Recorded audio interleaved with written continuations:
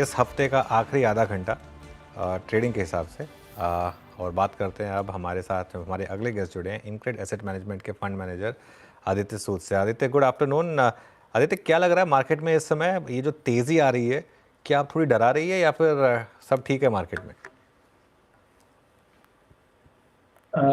आई think सो। अभी जो last 2-3 दिन से हम जो तेजी देख रहे हैं, ऑब्वियसली उसमें यूएस फेड का रेट कट अनाउंसमेंट का काफी ज्यादा योगदान है।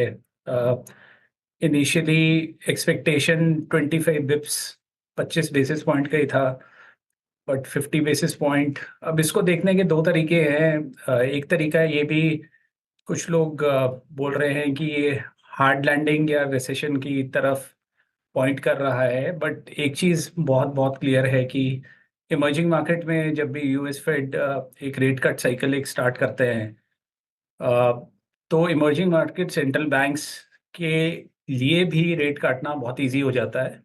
ऑब्वियसली ये डिपेंड करता है कि कौन सी इमर्जिंग मार्केट में आप इन्वेस्ट कर रहे हैं, बट हमें ऐसा लगता है कि इमर्जिंग मार्केट फ्लो एक्सेलरेट होना चाहिए।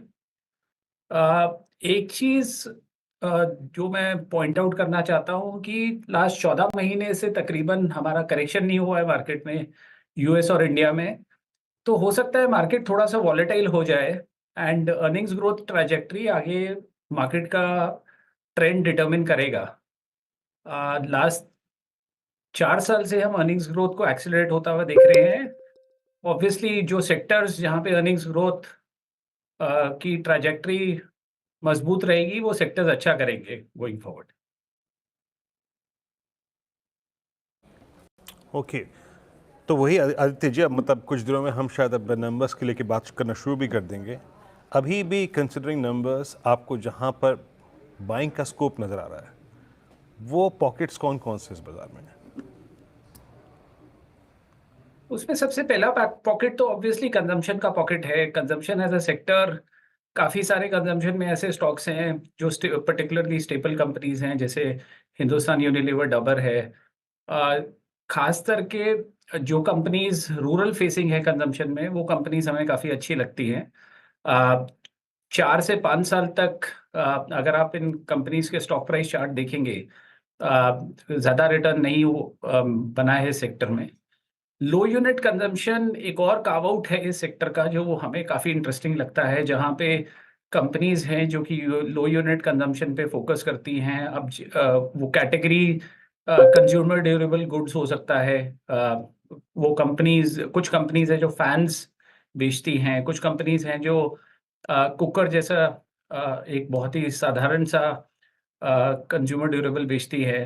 तो लो यूनिट कंजम्पशन पे हमें ऐसा लगता है कि काफ़ी ज़्यादा स्कोप है। बिकॉज अगर आप लेवल ऑफ इनकम देखेंगे और उस लेवल ऑफ इनकम को आप अर्बन और रूरल में डिवाइड कर देंगे, तो आप ये देखेंगे कि पोस्ट कोविड बहुत जगह वो उतनी रिकवरी इनकम में आई नहीं।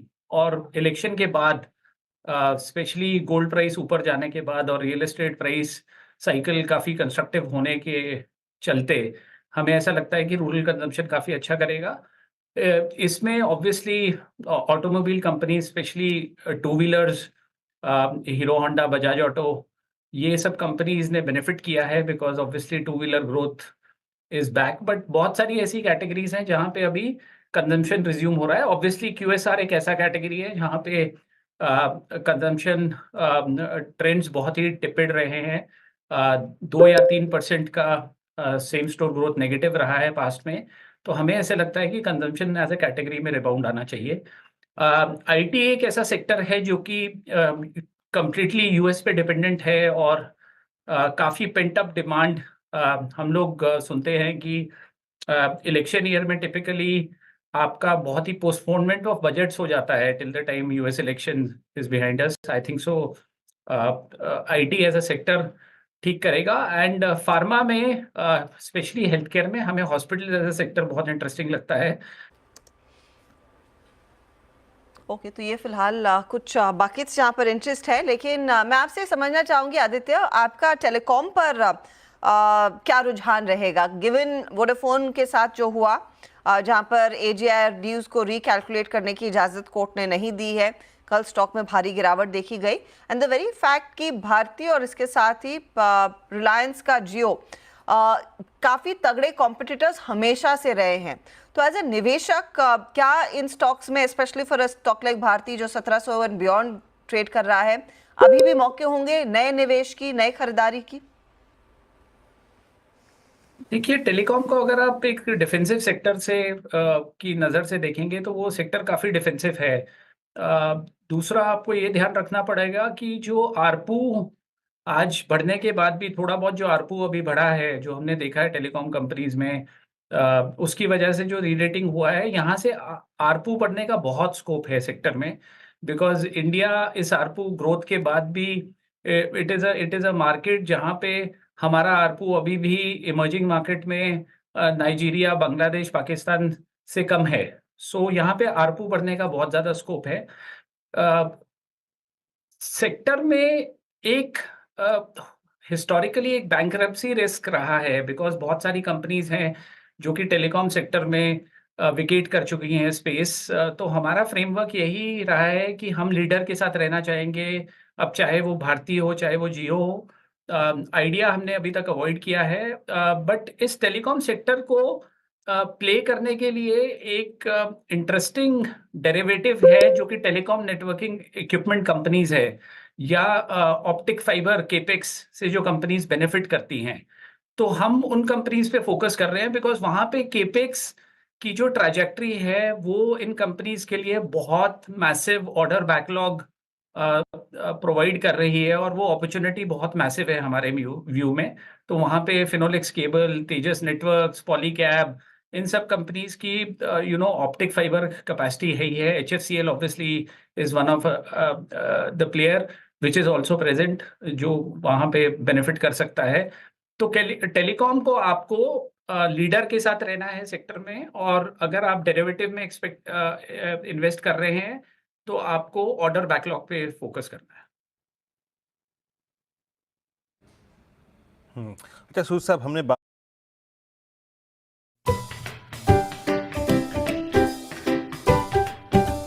M-Stock, Daymont and Stock Trading. अच्छा सूद साहब, हमने बात की मतलब अर्निंग्स के आधार पे कि कहाँ कहाँ स्पेस हमें नज़र आ रहा है। एक चीज़ जहाँ पे अभी शायद आपको अर्निंग्स में चेंज नज़र नहीं आएगा, जहाँ पे इम्प्रूवमेंट नज़र नहीं आएगा, शायद आपको मार्केट सेंटिमेंट और मार्केट डायनेमिक्स बदलने का थोड़ा सा सेंस लेते हुए शायद कॉल लेनी पड़ी। उसमें शायद केमिकल सबसे ऊपर आते हैं। इस पर आपका ठीक क्या है? सो केमिकल्स को अगर आप कोविड के बाद एनालाइज करेंगे इस सेक्टर को, तो केमिकल कंपनीज का जो वैल्यूएशन था वो FMCG कंपनीज की तरह हो गया था। बहुत सारी कंपनीज 10 टाइम सेल्स पे ट्रेड कर रही थी। तो हमने उस टाइम पे यही व्यू लिया था कि ये सिक्लिकल सेक्टर है और ये सस्टेनेबल नहीं है, ये 10 टाइम अर्निंग्स पे सेल्स पे ट्रेड करना।